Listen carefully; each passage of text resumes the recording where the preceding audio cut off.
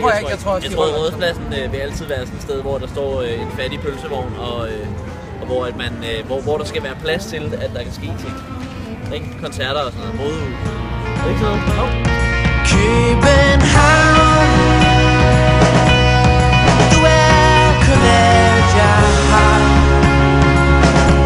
Når dine tusind øjne lukker ind, og mørket maler dig uendelig, og dine døtre. Jamen, det er jo et samlingspunkt. Rådhuspladsen er et samlingspunkt. Det er altid, man navigerer efter Rådhuspladsen. Ja. Det er godt for turister. Ja.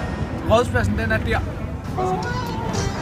Jeg er da glad for, at der er et lille stykke Rådhusplads her med noget musik og noget almindeligt liv, at det hele ikke er en arbejdsplads.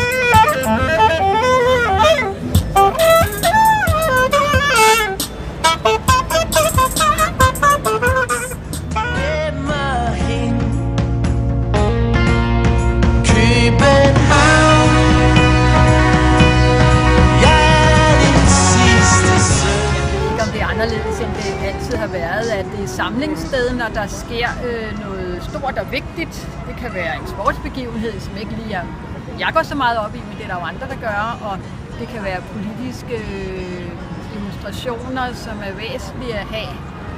Alle minoriteter kan markere sig på sådan en dag. Og hver gang, at Danmark har klaret sig ikke dårligt i en sportsbegivenhed, så står de op på balkonen, og så står man her og hylder dem.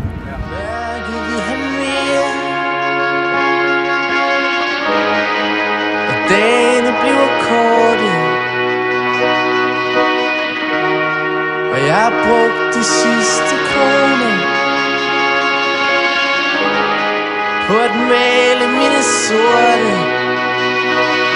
København, dine øjne bliver flere og flere,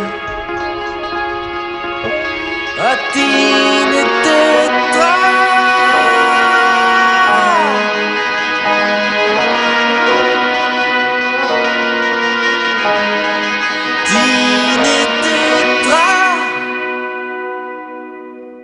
Fortæl dem. Rådhus Place, it's over there.